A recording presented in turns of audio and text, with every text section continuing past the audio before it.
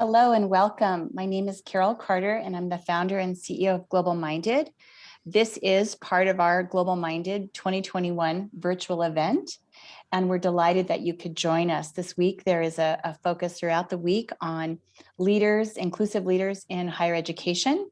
And many of you know Dr. Ryan Ross because he does a monthly equity event for Global Minded. So we're delighted to have him be part of the annual virtual event as well. And we are looking forward to seeing all of you in person next June in Denver. We're looking at the third week of Denver right now. So mark your calendars for that. And I just want to share for those of you who aren't as familiar, Global Minded is all about creating a capable, diverse talent pipeline to get more women, people of color, underrepresented populations. We define diversity, all different backgrounds, into the education, economic mobility, and leadership pipeline. So we do that in a number of ways. One is through the annual conference. One is through Global Minded Collaboratives, summer bridge programs we do for first-gen to college students. And we also work with first-gen students, and we happen to have one of our students on the panel today. It's Kyrah Welch, who's from Bethune-Cookman University. So one of the things different about our event this year is there's a student on every single panel that we have over the 10 weeks that we're running this event. So without further ado, I want to tell you just a little bit about Dr. Ryan Ross. I think many of you are here every month with us, but for those of you who are new, Dr. Ross is an educator, speaker, and actualization coach committed to access, equity, and the development of leaders, which he does with us every month here. Ryan's professional community and social contributions have afforded him the opportunity to be coined Denver's role model for inclusiveness, as well as land him recognition as Denver Business Journal's prestigious 40 Under 40 award. After 14 years of educational work, Ross transitioned from executive leadership team at the Community College of Denver to take on his greatest professional and community challenges to date.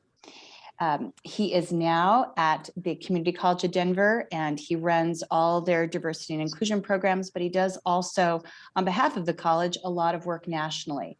And today, with the leaders he's assembled on this really important topic, which is inclusive HR directors and their impact during this really difficult year that we've just come out of. The HR folks have held up so many, not only faculty and advisors, but also the students themselves. So we really want to celebrate you all today for the great work that you've done and all of your colleagues around the country, and be able to really take this time to acknowledge you. So Ryan, welcome, and welcome to all of your panelists. We're so glad you could join us. Thank you, Carol, and welcome everyone. Thank you for joining us again for another month of Get Comfortable Being Uncomfortable. Our goal is to have engaging, fun conversations that not only challenge us to think, but challenge us to move a little bit in our thinking. And so, if there's not uncomfort, we know that there's not growth happening. And so we appreciate you for going on this journey and being on this equity ride with us. Today, I'm really, really excited as we continue our conversation, because we're going to talk a little bit about, obviously, we're going to talk a little bit about COVID-19. It's the gift that keeps on giving, if you will, and it's the topic that we can't get away from. But today, we're going to focus on, what I consider folks in industries who have really served as unsung heroes, folks behind the scenes making all kinds of different things happen that sometimes we don't think about, especially in higher ed, because in higher ed we're thinking about our students, we're thinking about faculty and staff, we're thinking about services, accommodations, things like that, but rarely are we thinking about who are the wizards behind the screen, if you will. If I pick on Wizard of Oz a little bit. But these folks are actually real wizards, because they're making all kinds of things happen for business to keep functioning. And I would also argue that it's different from for-profit organizations or non-academic organizations, because there's just other things to consider. So we're going to jump right into this conversation. But before we do, I'm going to go around and have each person introduce themselves, can tell you who they are, where they're from, and just a few things about themselves. And we're going to jump right in because, as you know, we have an hour and it goes very, very quickly.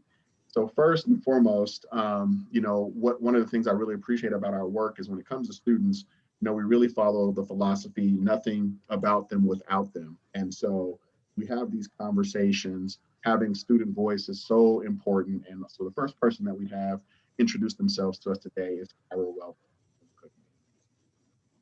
Hello, everyone. My name is Kyrah Welch. I am a rising junior at the illustrious Bethune-Cookman University. I am hailing from Louisville, Kentucky. I'm a psychology major. My aspirations is to head into spiritual life coaching, where I'll basically use holistic ideas in order to help people, I guess, realize their full potential and realize their purpose in life. Thank you. I'm 20, by the way. Awesome. Thank you, Kyra. Next up, excited to have one of my colleagues from the Colorado Community College system, colleague and friend, and just all around, I just think amazing person when it comes to this work, Christina Cecil. That's right.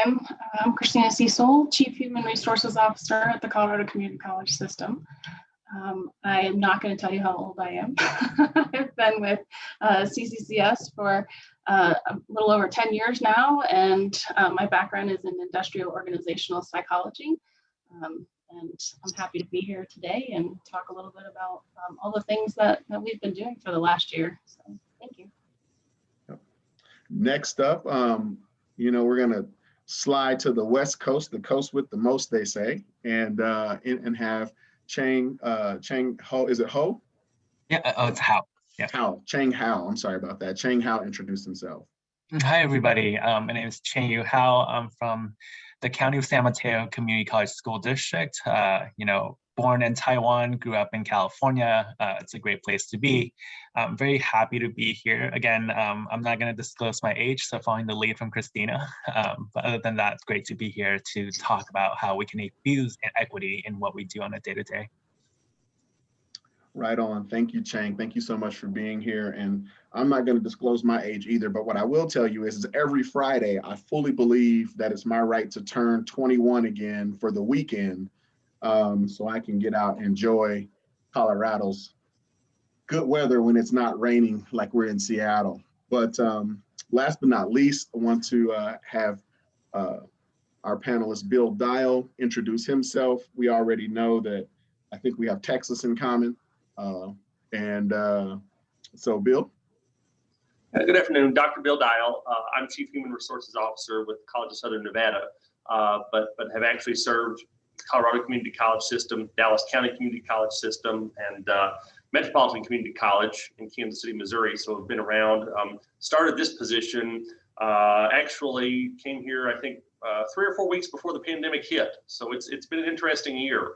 And I don't mind disclosing my age. I'm 29, and I started this young. And so, anyways, but looking forward to the conversation this afternoon. The profession of human resources is something that I think all of us on this panel take very seriously and have a passion for, and how we have assisted institutions, and really what I have called this perfect storm of social justice, pandemic, and budget crunches, and to do those three things. And I've told my team, though, I don't ever want to do a pandemic again. I don't think I'm up for it anymore. So Bill, I'm with you. I definitely call not it on the next pandemic for sure. We're going to jump right in, and as you know, it's a informal conversation, so you guys just jump in as you have things to say. Every now and again, I may call on somebody specifically, but when we think about the pandemic, one thing that we all know for sure is that it's disrupted organizations, and it's caused us all to think differently about our roles, how we do things, how have we had to adjust to social distancing, what's the new work environment look like? Could you guys talk a little bit about some of the immediate, right when this thing first happened, and then some of the more long-term concerns and opportunities that you've had to deal with and confronted with that were created by the pandemic. Well, I'll jump in there. I'll just say HR has always been in a challenging position of striking that balance between supporting employees and management, and they often have competing interests. But during this pandemic, I think that pressure was greatly heightened. We were dealing with completely unprecedented environment with no related experience to compare against. We had to ensure we were doing what was best for our employees, supporting them while they were navigating so much, both personally and professionally. And then at the same time, helping our leaders ensure business continuity and dealing with things like Bill mentioned, budget shortfalls and decreasing enrollments. And then at the same time, HR staff themselves were experiencing the same extreme unrest in their lives. So all of this just took an extreme toll on mental health and well-being and heightened a lot of shortcomings we had in providing that kind of support to individuals. And particularly we found for those individuals that English wasn't their primary language. We just didn't have the right resources for them to be able to provide them with some support for mental health. We also, I think we were just dealing with so many rapid changes from CDC guidelines to new laws and regulations. And I feel like literally I was revising procedures and FAQs for employees, and by the time I got them posted, they were obsolete because something new had come out. And so it was just constant change and never being able to kind of just catch up or get ahead of things. But I did find that, you know, even though we got some concerns from employees that were used to a more collaborative decision-making model, because we weren't able to do that because of all of the rapid change that was happening, we were still able to make some significant increases in the satisfaction of communication from leadership by our employees, because we were forced to increase the frequency and the mode of our communication to keep people apprised of what was going on. So I'm hopeful that we learned several things throughout this pandemic and created some new habits that will help us to continue to improve with communication and supporting our employees. Yeah, and I think, you know, as we jumped into this, you know, literally it was in Nevada, it was a 48-hour transition because, as Christina said, we didn't really know what was going on. And you know, you're taking an institution and you know, the title of this program is the Unsung Heroes. I really think the Unsung Heroes are all the employees, staff, and students that made this work, because as Christina said, this was a whole new world. And I can say, you know, I was here for a month when this started, and I have never been more impressed with a workforce that was so agile, nimble, collaborative. But things really did hit us hard here in Southern Nevada. But I think as HR, the things that we always have to look at are, we have to be those credible activists and those people that, again, help our leaders, but we have to be credible in our role, but we also have to be the change leaders, the thought leaders, and balancing the work that has to be done. The short-term concern I think we all had, and we maybe didn't air it out there, was, could we really do this? I mean, we were changing. It was a total paradigm shift to go virtual in 48 hours. And we answered that call. And again, I think it was a credit to our students and to our faculty and to our staff. And we learned a lot. We learned how to work in a virtual environment. We stubbed our toe a lot along the way. I think we learned that you know, a shared governance model can be pretty effective in higher education, because we learn from all stakeholders, and that guides our decision making, because these were new and unknown challenges we were facing.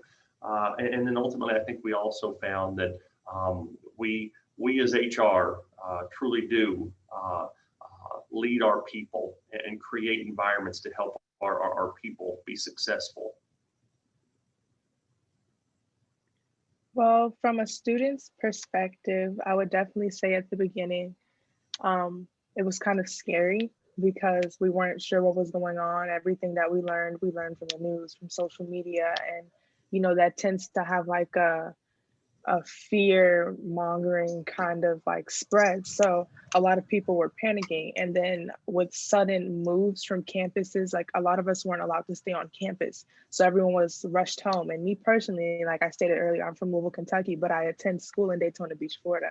So that's a 13-hour drive that I had to kind of, you know, get through. And other students were kind of panicking because, you know, they had jobs in these cities. So, like, you know, their For college students at my school, a lot of them are now independent from home once they went to school. So they kind of depend on themselves. So to lose their jobs and still have to try to go to school kind of worried them a lot. And it kind of like created this widespread panic, along with still learning about like, trying to learn with classes and trying to figure out what's going to happen to my education, or how am I going to learn now, how we're going to finish the semester and things like that. And then as we moved forward into it, like you said, I'm really proud of like students as a whole, because we learned how to adapt to things like Zoom classes, and we learned how to use Canvas. We learned how to teach ourselves things that, necessarily that we weren't getting. We learned how to help each other more, because as college students, we find ourselves just being in our dorms a lot. We find ourselves isolating ourselves and, not really interacting unless we have to, go to class. But now we have to depend on each other to teach each other things and to, communicate with each other to help us understand what's going on. So I think that was like one of the biggest effects for us. Yeah, thanks so much, Kyrah. That's very insightful to hear your perspective. For me, I started in the midst of the pandemic in my current role, and there's just this overwhelming sense of camaraderie that, when this first started and during the pandemic, what can we do for our students? What can we do to ensure the services are still there? What can we do to make sure all of our students are included in the conversation of equity in terms of having equal access into different methods of instruction, and getting the technology, getting the education needed for the technology, getting Wi-Fi hotspots for our students that don't have access to Wi-Fi, looking at basic needs, or striving to meet the basic needs of that, and how can we as a workforce really build towards that direction. And in the pandemic, we really learned that, some students learn better remotely, some learn better in person. And we're really exploring this perspective of high flex, hybrid classroom, of making it accessible and equitable, of the classroom of the future. We're also looking at the workplace of the future. The pandemic has shined light on parental and caregiver needs, mental health, what it really means to engage employees, right? We don't engage employees when they walk in the door. We engage them throughout, because just because you have a bad day, you're not going to come into the office and all of a sudden be engaged and have a great day. So, it's something that we tend to look at and continuing to evaluate, right? Remote encounters are purely very much task focused and largely free of that emotional connection. So as we go through the pandemic, we're learning that, we're transforming our workplace of the future into a cultural space, right? To provide our workers with a social anchor, facilitating that type of connection, enabling learning and development, and have these unscripted, innovative collaborations together. So, and we also started to focus a lot on, educating our population on parental and caregiver needs, looking at workers' compensation and leaves in a very 360 individualized approach. And it's been great working with not only our management and also our labor partners, because they give us that grassroots view of what we don't see in the management side. So all that has been very much a learning process. And for me, and as unfortunate as the pandemic is, it's exciting in a way that we're moving forward as a population to really sense the pulse of our students through student surveys, and and be able to move in that direction to be, what is it going to be to be a community college of the future for our community as a whole. Thank you, Cheng.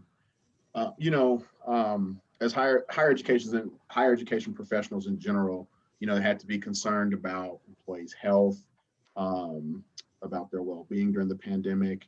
You guys have been processing paperwork and trying to figure out how to keep people feeling good and providing solace for folks, who maybe have had to experience layoff or be furloughed, or just be in fear of those things. But from a higher education perspective, as higher education professionals, you also had to consider students along the way, right? And some of those needs for students are very different than just general workforce needs, as Kyra already kind of mentioned.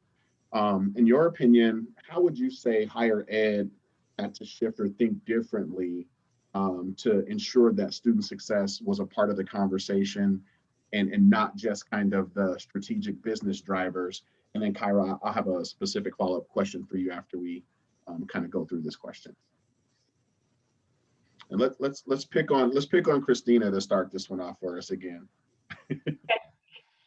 Well, as As Cheng mentioned, different students have different needs, and there were a lot of things that were done to help support student needs throughout the process. But I think what we also learned is that there's no one size fits all approach. And so we really had to get out of that mindset and think about how we could shift our perspective to best help our students. But at the same time, as we're trying to help our students, we also have faculty and staff who weren't comfortable with being in a room with others, or who were ill prepared to transition to teaching or working remotely.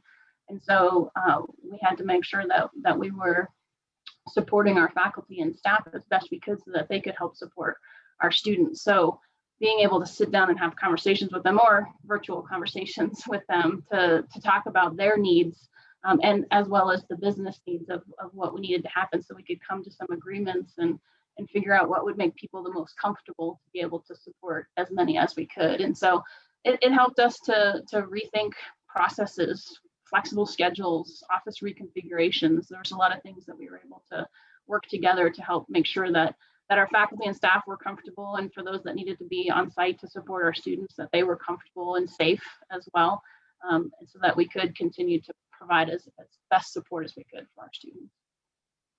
Yeah. Other thoughts? Well, I think it really was, and to Christina and to Cheng's point, it took a village. I don't know that our thinking changed a lot as far as student success. I mean, I think that's our primary driver of what we want to do, but how we got there and what success looked like may have changed just a bit. And it really was building that crosswalk between the success of our employees and how that ultimately drove the success of our students. And that goes back to Maslow, or whoever you want to talk about, of if your employees feel empowered and safe and engaged to do their jobs, then that in turn is going to then help ensure student success. But we also had to define student success more than just in the classroom. There were these social aspects of student success because, especially in Southern Nevada, we were hit so hard with the pandemic and so much unemployment. We had the highest unemployment in the country.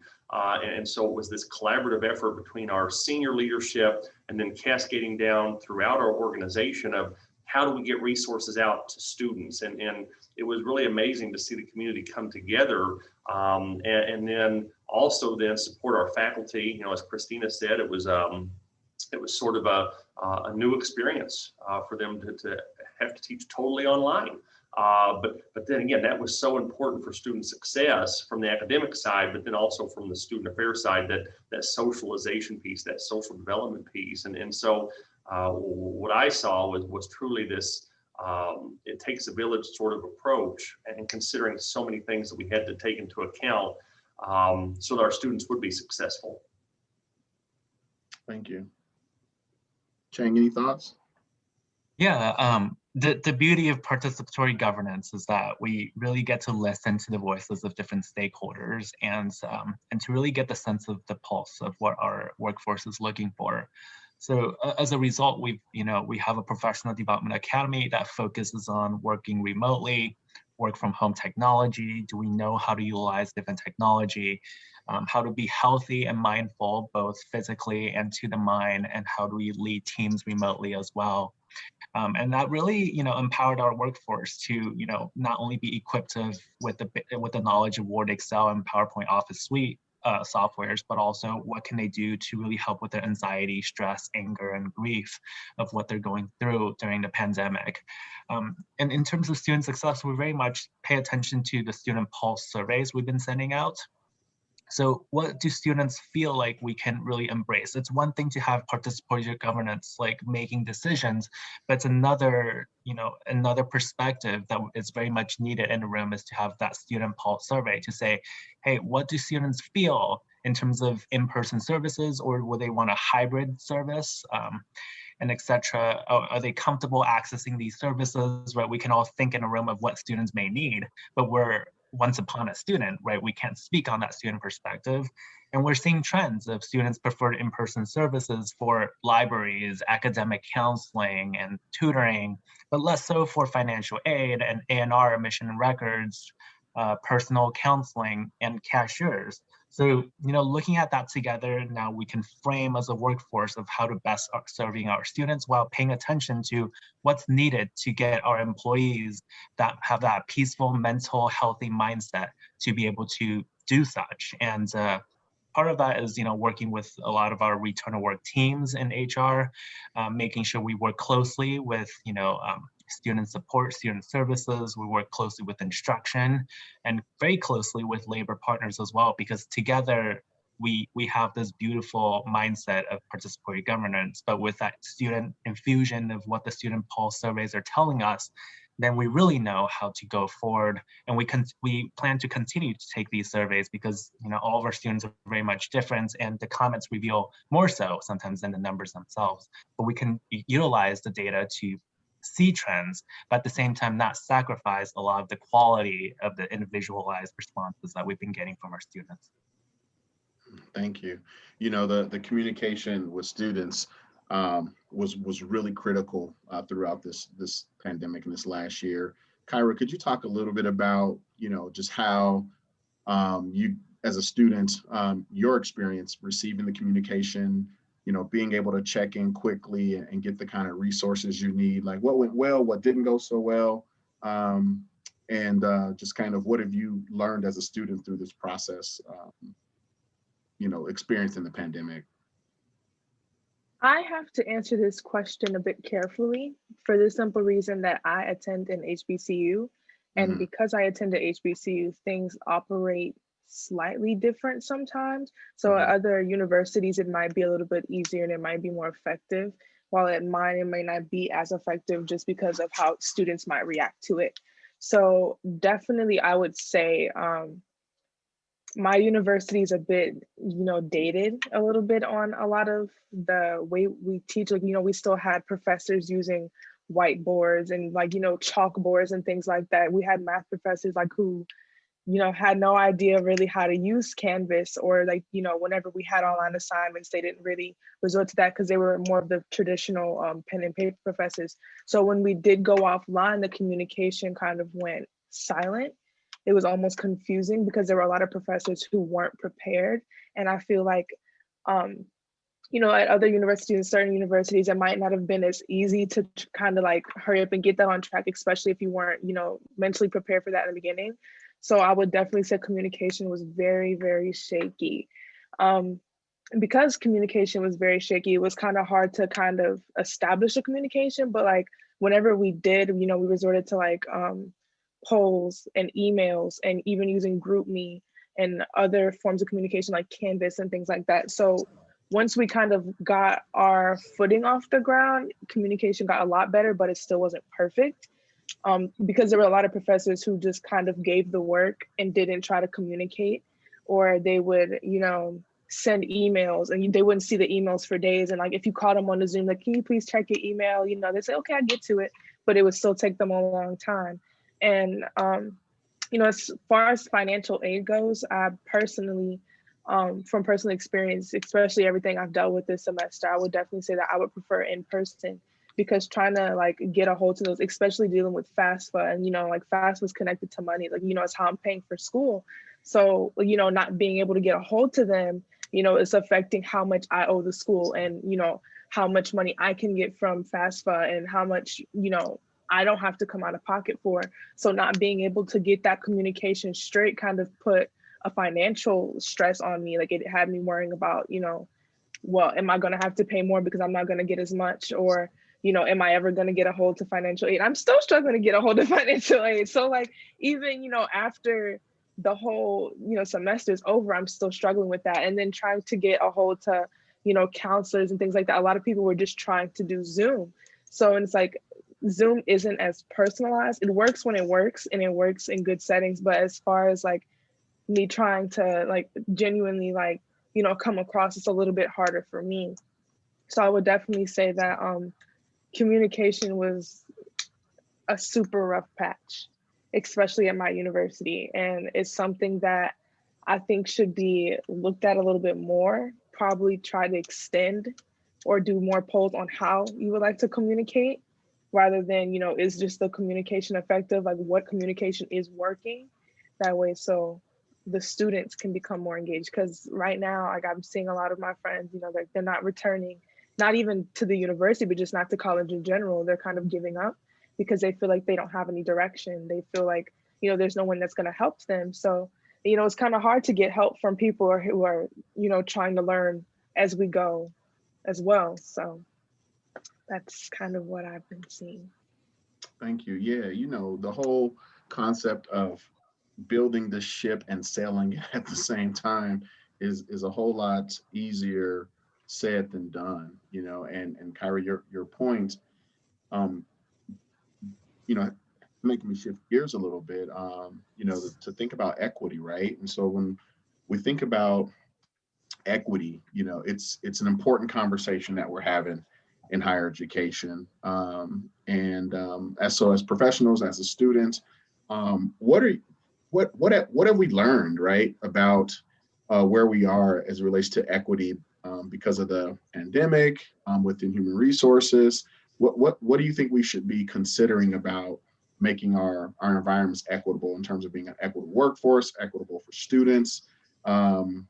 You know, and post the pandemic, you know, how do we, you know, what are your thoughts on how we achieve equity after, you know, COVID-19, considering that, you know, it arguably it's in different places, it was in different places prior to COVID-19.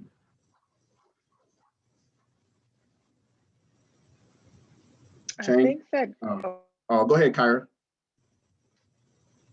I think that COVID has been a real eye opener, you know, because we've had time to actually sit at home and, you know, sit in our offices and, you know, we're on our computers, we're on our phones all the time because, like, you know, that's what we have more time to do to kind of keep up. You know, we're not really getting as much word of mouth communication. So we're seeing a lot of these movements take off. So, like I know definitely Black Lives Matter has been like a movement that we've seen on TV. We've seen Stop Asian Hate on TV. We've seen like just different movements in general kind of take off and demand, you know, equity, demand like a change, like so we can, I guess, all get to where we need to be socially. So I think that COVID has kind of forced people to like look at that, you know, like we don't really have as much of a distraction or our daily, you know, day to day to kind of like distract ourselves from what's right in front of us. So I think that that's a really big point there. I would also say that it's also forced us to see, you know, the disparities and things like that in education, especially within areas. We've seen like how many students and what kind of students and which students and where the students are that don't have access to the things that they need to learn. Like a lot of students don't have Wi-Fi at home. They don't have, you know, computers at home. They don't have access to the things that they need without the school providing for it. So I think that it's kind of been like a real, you know, look, like you can't escape what's right in front of you. And I'm actually grateful, like really grateful for Global Minded for allowing me to be able to, you know, come up and speak and also to hear from other students that are going through these things. And I've known people that are going through these things that way, so we can share them so everyone else can know that. Thank you. Other thoughts? Just on what equity, just kind of the equity conversation and what you guys have been thinking about, talking about since COVID. Yeah, I think Kyra, I'm sorry, Cheng, go ahead. Oh, no, go ahead, please. I think Kyra framed that perfectly. And I think what it did was made us really focus on those things that we don't think about a lot every day because we're so busy in our day-to-day lives. And we hit these blind spots. And then all of a sudden you go to this totally new world. And you do find out we have a lot of students that don't have access, but yet they make it work anyways. You have employees that, yeah, we're going virtual, and sometimes you're thinking, but in that virtual spot, you know, you have two children at home, you know, and I might be a single dad, and they're having to go to school virtually. I'm having to work virtually. My boss over here is telling me why aren't things getting done? And I think it really helped us in HR refocus the importance of what the organization is and what we mean and how we can also help our employees and also our students in higher ed live a richer life. But I really do think it kind of shone a bright light on those things that we just don't think about. Not that it's willful, but that we just get busy, and that equity means, again, this access to all those services, and that how do we help people, students and employees, help themselves be successful, while also, again, having, I think, to have some uncomfortable conversations. And Ryan kind of talked about being uncomfortable to get comfortable. You know, that's so important, because without that, we don't grow. But I think it really helped us. And one thing, and I think Christina had mentioned this, in HR, we're expected to come up with solutions, you know, and alternative solutions to many different things. And so I think that's been a real challenge for all of us. Yeah. Cheng, you were getting ready to say something. Thanks so much, Dr. Ross. Yeah, so, you know, with the equity conversation, it's very much, you know, there's a panic, you know, in terms of, you know, student enrollment's going down, but have we really been thinking about why is it going down? It might be just because our students don't have the needs met to be able to enjoy the pleasure of registering. So we really looked at, you know, what needs can we do to really help with, you know, students, and what can we use and leverage our existing personnel to do so? And if some of our personnel are, you know, have work that they have to do on campus because of the nature of their classification, but then for some you know, medical accommodation purposes that we may have to accommodate otherwise, we can repurpose these individuals to really address the needs of our students in terms of basic needs, personal hotspots, giving to students without access to internet, let students borrow a laptop, and very much, you know, that really enhanced the experience of our students. And community colleges were really, you know, traditionally been looked as a conduit versus a place where our students and employees can belong, right? So it's more of, you know, you go here and you transfer to a four-year institution. So a lot of our students don't identify with the conduit, but more so with the place at the end. So we want to make sure we create that equity conversation, but at the same time have that belonging elements infused into the community college experience. In terms of, you know, our workforce, this pandemic has exposed that we have, you know, Zoom fatigue that may be inequitable for individuals to sit through meetings after meetings. We have mental health and anxiety that's coming into more fruition, health and family life, right? There's caregiver, there's in the Bay Area, we have a cost of living concern as well. So with cost of living, what is it that we are paying attention to listen to our faculty, to our staff, that they may want to have less commute, and how is that going to look like post-pandemic, right? So we have to think about, are we doing everything right pre-pandemic, and what is the normal, right? So the normal may not be what we see pre-pandemic, but it is something that we want to take all this into consideration in building a workforce that's going to make this happen for our students, for belonging and equitable elements. So we all want to have, you know, post-pandemic, we want to do better in all these realms, right? Having human interaction, while balancing it with modern technology, continuing to legitimize mental health at work, changing our perception of employee engagement to focus on a health and family life 360 kind of perspective. Yeah, thank you, thank you. Any other thoughts or comments on this one? I would just, you know, add, as Kyrah mentioned, the social justice issues that have happened, that have garnered national and global attention. I think they've opened the door for us to have some more meaningful conversations, which I think has been helpful.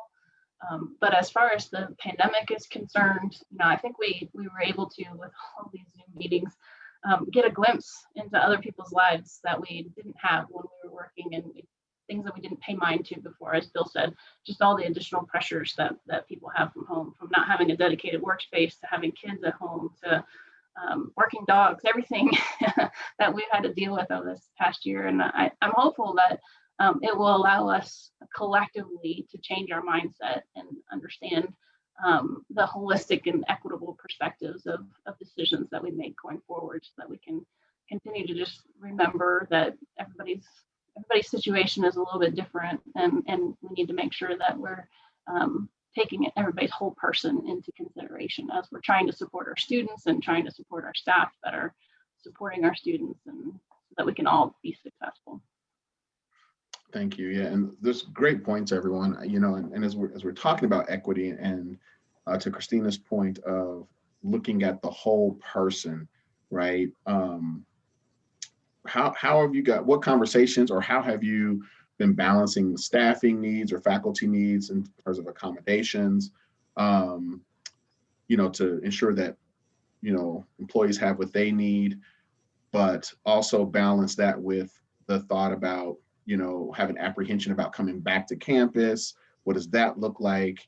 And then the same thing with students, what does this what does this eruption of people coming back together look like? And what have you guys been talking about to get ready for that, adjust for that, and solve for that? Because some people, haven't been around people literally in a year, and we're expecting, well, maybe some folks are expecting that to just be normal again overnight. Well, I don't think we've solved for it, but it's definitely something that we're all trying to address for sure. Yeah. So what have been some of, the challenges of that conversation, and just maybe if you can share just kind of what's the direction? What does that look like? So I can go ahead and jump in. So our district is the first district in the Bay Area that's going to mandate vaccines for our employees and our students. Now, of course, that comes with a lot of concerns in terms of, are we also, how can we mandate vaccines for one demographic, but at the same time, we're going to have community coming on campus as well to access different services. And the laws surrounding that, it's constantly changing, right? In terms of emergency authorized use, in terms of whether there's a personal exemption attached to that, how much is religion protected? Because California does have a history of taking away that religious exemption, in the past, but it's not there now. So there's that religious accommodation element, and of course the ADA accommodation as well. So, that has been all in the thoughts of our mind. And I noticed that what does work is that we include all the stakeholders very early. So that means you have to include the voices of labor, and you have to include the voices of what our board of trustees think. Getting student surveys in there is very helpful to just really guide the conversation, because these could potentially be, super optimistic helpers, or they could be in barriers because people don't like to be left out. What we also notice is that we have to be very proactive with our facilities planning, because ventilation and spacing is often an issue that comes up. We want to make sure that, our faculty is well aware, the high flex conversation that we're having, with online and in-person instruction and a hybrid of such, how that's going to play out. We have to keep in mind of our, domino effect that could potentially, stretch to our neighboring district, that we have a conversation together as our Bay 10 community college school districts, that we're taking a unified approach. And, in terms of other aspects, we are constantly talking to our stakeholders, and internally and externally, getting the feel of what they're hearing, sharing a lot of our pulse surveys, and see where to go from here, but constantly keeping check on those pulse surveys to see if we're going in the right direction. So, with accommodation, now we're also looking at it from a very holistic perspective. Are we really accommodating it because we have to, or are we actually physically proactively doing it so we can make it whole? So we can make sure our employees are indeed performing at their best, because we're able to really adjust to their individualized needs. So these are just some of the issues that we've been thinking about, and that we're progressing through. All right. Yeah, just to piggyback on what Cheng was saying, just in terms of, are we accommodating because we have to, or are we accommodating because it's the right thing to do? I think what we're going to learn coming out of this pandemic is that if we aren't flexible, we're going to lose employees, and employees are going to have that expectation of being flexible. And there's a lot of folks who want to go back to the normal that was before the pandemic, but that's not going to happen. It's going to be different as we come out of this pandemic, and we have to accept that, and we have to be willing to be flexible where we can, while balancing that need for the business needs, our student needs, our employee needs, and keeping those lines of communication open so that we're talking about all of those things, and that we're not, just making decisions without having those conversations. I think that's really important.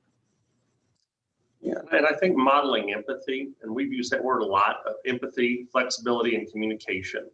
And that goes to what my colleagues say of doing the right things. And it really goes back to, what employees and students, for that matter, what they see and hear affects, how they feel and think, which ultimately drives what they say and do. And so it's this whole connectivity across the spectrum of how do we make this a great place to work and a great place to learn. And that we are looking at, again, each of these in very individualized circumstances, knowing that we also have this pressure from our external stakeholders to perform and meet key metrics, the understanding that's our employees. And Christina makes a great point. How we treat people now, and like I said, what they see and hear is really going to affect I think the long-term success and sustainability of higher education, because it really is that workforce that is so dedicated, helps our students succeed. So again, there is a point A to B, there's a connectivity to this. And so that's going to be so important as we move forward, really over the next year. I think there's going to just be a lot of hard work left to do. Thank you, Bill. Kyra, I'm just interested from your perspective and maybe talking to some of your peers. What are your thoughts about getting back on campus, getting back in the classroom, things going back to whatever a new normal might look like? What have those conversations been like? There's a lot of people who, are obviously excited to get back around everyone, excited to get back to, normal college life, because the experience is kind of why we go. Of course, we go to get our education. And of course, we we go to, better ourselves, but at the same time, this is the only time where we're truly going to be around this many people in our lifetimes. Like, this is like our peak of being social. So of course, there's a lot of people that are excited about that, but then you have almost, I don't want to say as big of a population, but there's a lot of students who are like, okay, I've completely been isolated for a year. They've learned things about themselves. Like me personally, I've learned that, I do still deal with anxiety a lot of times. And, especially now that I'm vaccinated, I feel like some of that is taken back down, but there are a lot of people who refuse to get the vaccine. So going back into these, huge populations and not knowing, COVID's still here, COVID's not gone. There are people who don't want to wear masks. There are people who just simply don't want to take it seriously. And then, that kind of worries people. And then there's just the simple act of, okay, I've spent this whole time just being able to learn and, then go back and take my test online. Now you have to go back into classroom settings. So it's kind of like having to reprogram your learning style in a way, instead of just sitting in front of a Zoom camera. Okay, I can go back, look at the notes later. Like everything is right in front of you. So it's like we're moving right back at a fast pace along with the high volume of students. So it's causing a lot of stress and it's causing a lot of panic for a lot of us. Me personally, last year before the pandemic, I was always around other students. I was always outside. I was always, trying to socialize and just be around a lot of people. I had a lot of friends. But after, as of right now, I literally see one other person every day, consistently. So it's me thinking about going back on campus. I don't want to go anymore. I don't want to be around other students. It's not, something I really want to do anymore. And I guess because I've gotten used to, not being around so many people. And then on top of me, of course, I think my vaccine works, but it's okay, what about that one story where she still caught it afterwards? Or am I still going to put other people in danger? And, I can't even think about attending a concert the same. It doesn't click to me how so many people were in one tiny space at a time, not worried about what's spreading here and what's spreading there. So I've become a lot more mindful about, my body and what's around me. So I don't know if it's kind of the fear talking or just, something that I've finally realized. So I think that a lot of students are kind of, worried about this going back. And then on top of that, a lot of students, I think it's going to be good for some, especially those who necessarily didn't have the resources that they had. I feel like there's a sense of relief being able to get back into their dorms, for long periods of time, being able to go to that library and actually utilize the library, because the library at my school wasn't really open. So, some students we could go, but towards the end of the semester, it was kind of okay, where am I going to go print my paper? because some people did have in-person classes for the semester. Well, this recent semester. So it's like, where am I going to go to, you know, type this, and where am I going to go to study that? So I think that is going to ease a lot of that tension between, like, you know, I'm trying to learn and, well, what do I learn with? So I think that it's really helpful. Thank you. That's so many great points. You know, and as we start talking about the future and what that looks like, you know, what have conversations been about when we're coming back together, whether that means we're coming back in person, whether it's hybrid, or maybe some of it stays, you know, completely remote. What have the conversations been about relationship building, team dynamics? You know, are we thinking about supervision and engagement any differently? What have some of those conversations been like for our HR directors? Well, I think, I mean, as far as the coming back, I think Christina really touched on this, it's still such an ambiguous proposition of what that means. But to go back to what Kyra said a little bit, and sometimes I like to be optimistic on things. And I think one thing that, and she talks about the printing of papers, and we talk about all the hardships. I think two things that this is in the long term really going to help us with is, one, I think it's going to build resiliency. I'm excited to see this next generation of students who have lived through all this, of how resilient they're going to be to face the problems of a 21st century once we're all old and gone. And so I think that's going to be, and I think it's the same with our employees, just the resilience that they have shown working through this. That, I mean, I have sometimes wonder and think out loud is when we kind of come back to what is ever normal, this is going to all be easy, you know, for them, because they've gone through so much. But I also am a believer that we have to have leaderful organizations, you know, organizations full of leaders. And I think this pandemic, and when we talk about supervision, I think it also has shown that we have a lot of leaders in our organizations, by title or even not by title. And so I think as we come back and we look at what are the conversations, how are we engaging, so that I will say in HR, and I think I can, you know, maybe speak for my colleagues, that we need to look at our profession to make sure that we're not caught flat-footed again, that we are preparing for what we don't know is going to happen. And what is that agility and nimbleness that we create within organizations, so that when the next big hard thing comes along, that we're able to face it in a proactive manner, and maybe not be caught quite as much flat-footed as maybe some of us were in some of the things we did in just our practices, because that's just the way we'd always done them. Thank you. You know, we are fastly approaching the top of the hour. The hour always goes so fast. And I know Bill earlier said that, you know, the unsung heroes were the staff and the faculty and the students and everybody else. And I don't disagree with that, but I have to definitely just take pause, and hopefully our viewers will with us, to just say the work that you guys are doing, you know, it isn't always seen, right? And sometimes people don't understand it, and the hours and the thought and the strategy that goes into it. So I want to just give you guys just a big kudos, you know, round of applause, because the work, you know, is really the backbone to a lot of the things we do, right? Without being able to leverage our policies, procedures, think about them, you know, have rules of engagement, if you will. Many of us who are on the student services side or the academic sides of our institutions wouldn't be able to do the work that we do. And so as we come to a close, we have time for a final thought. And in that final thought, I'd ask two things. One, I've received the email while we've been talking. Sometimes we get those from people in the community. But if you would just kind of touch on two things. The first is, what, in your opinion, what's the most important consideration that higher education needs to be thinking about as we move forward? You know, moving forward safely, just moving forward in general.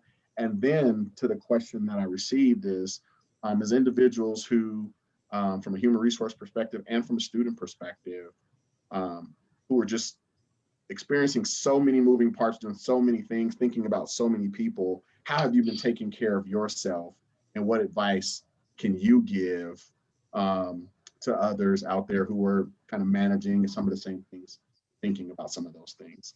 So we'll just jump right on in, and this will be our final thoughts. I would say that taking care of myself has been my main priority. And that is definitely my high point right now. So I've definitely been, indulging in things that are about me. So I've been learning about myself and taking time to realize, who am I? Because I feel like it changes every 5 years. And I feel like if you don't go through that every 5 years, what are you doing? But you learn things. And I learned that, taking time to do yoga, or even journaling, trying to figure out, what is it that's bothering me, and putting it out on paper and actually becoming my own friend during this time has helped me a lot. Like I said, I've been going in more into spirituality. So I've learned that, whenever I'm dealing with something, I could pick up my crystals, or I could pick up my amethyst and, wear it around my neck. I can communicate with other people who are trying to learn the same things as me, and, watch YouTube video, just give myself time to reinvent myself. So when I retreat back out into the world, it's I'm not the same person that was freaking out about okay, well, what am I going to do locked in the house? What am I going to do trapped in the house? I'm reemerging as someone with skill. I'm coming out knowing who I am and not necessarily freaking out over that. So I think that that's one thing that I've been able to do to kind of take care of myself. One last thing that I've learned to take care of myself is acknowledging that not everything is supposed to work out all the time. We have little bumps, but at the end of the day, that we're going to get through it. We don't have to get over it, but we're going to get through it. So just finding a small win whenever we can, whether it's in your day, whether it's, okay, I got to go on a walk, I got to make my coffee, okay, I got to do this, I got the phone call out of the way, I got the bill out of the way, I got this out of the way, I filled out my car, just little things like that. It just reminds me how grateful I am to be here, to kind of, made it through COVID and say I survived it. So I think that's one thing, just remaining optimistic, like Bill was saying earlier, and just kind of working our way through it one day at a time. Yeah, thank you. I hear that resilience that Bill was just talking about. Let's go to Christina. Goodness, well, I'll start with the easier question, which is what are the most important considerations coming out of the pandemic? And I think that's just all of us just being honest about what worked well and what didn't work well, and working to address those weaknesses that we've identified, rather than just reverting back to how things used to be, because that's what's comfortable. But this last year, I have realized, as I took a vacation last week for the first time in over a year, that I am the epitome of caretakers don't take care of themselves. So it was an opportunity last week for me to refocus and really think about what's more important going forward, and taking some time to appreciate that. Nice. Cheng? Yeah, although we're heading in the direction and recommending to our board to mandate vaccines, sometimes when you talk about serious topics like this, it's okay to deviate away from what you're talking about at work and ask about, how your colleagues' kids are doing, find out about what they're doing personally. With Zoom meetings, it tends to be to the point. Let's just get to the point and get things done. You're on to the next call. Also, it's, from what I do for myself, it's okay to just get on Zoom on your phone and just walk, and you don't have to sit there all day. And stretch out, and if you don't have to speak at the meetings, look around, distract yourself a little bit. It's gonna help your day. At the end of the day, you're gonna feel better. So that's what I've been doing for myself. I know for HR professionals, and I think Christina and Bill both can very much align with this, is that we are just constantly trying to do for others. What can we do to make sure all of our employees are whole? What can we do to prioritize our student needs? So for us, it's more of, little things that we can do for ourselves that can make our days feel good at the very end. Nice. And Bill, you can wrap us up. So, I think as far as higher ed, I think it's important for us that we have to understand that we have to be stable. And Kyra and Cheng have talked that, that we are social organizations, people depend on us, but we can't stand still. So it's okay to be stable. We can't stand still. We have to continually reinvent ourselves. I mean, as far as the self, I think one thing that I've learned, and I struggled with this last April and May, is I think sometimes we have to admit that it's okay that we're not okay, and find that person that we can talk to that, because again, Christina said it, we help all these other people, but do we ever really help ourselves? And to be able to find that person that it's okay just to share with them, whatever the good, the bad, or whatever, find those small wins that Kyra talked about, but then also find those things that you enjoy and whatever those are, and look for that. And so it has been a tough year, but again, I'm optimistic that we will continue to be resilient and face these opportunities, because as I tell my folks, we've done it.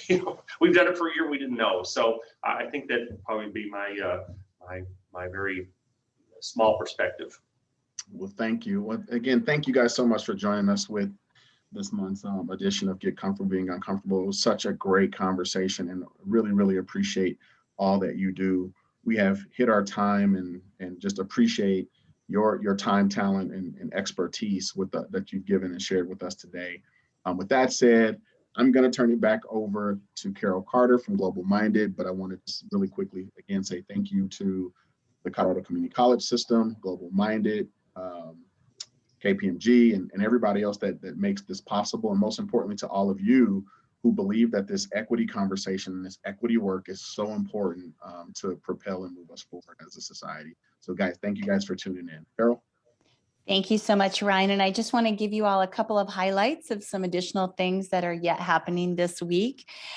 Tomorrow, we have the HBCU 1890s, the Morrell Colleges, and it's Dr. Glenda Glover and the president from North Carolina A&T, president from Alcorn University, and also Cecil, one of Kyra's colleagues who's from Tugelo.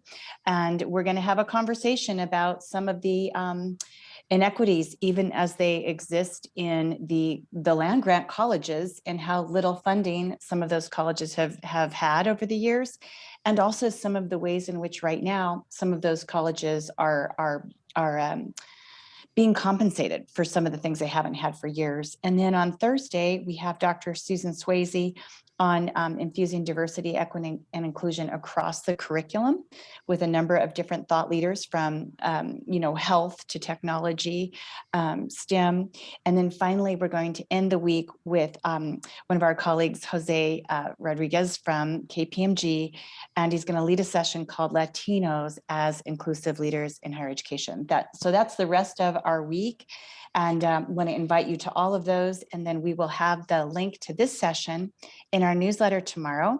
And then Celeste will be sharing the link with each of you. So in your different colleges and wherever you want to share it out, we invite you to do that. And we especially invite you to share these kinds of sessions with your students, because they may not always see the diversity in their faculty, but when they come to these kinds of sessions, they see themselves in the kinds of people that they can become. And we believe that's really game changing for all of us. So thanks to all of you. It was just an absolute pleasure to spend the last hour with you, and thank you for all that you do. And Ryan, it's always great to see you, and we look forward to seeing you in June. And thanks to everybody who comes. So many people come, as Ryan said, consistently every month, and you make time to keep your DEI lens really, really sharp. And we just so appreciate that, because it takes a lot of work to really be able to shift things, and you all have that dedication. So thanks to all of you, and we look forward to helping all of us emerge from this time period, COVID strong, resilient, as Bill and everyone else said, and very much appreciate the opportunity. We'll see you next time. Thanks so much, everybody. Thanks, everybody. Thank you.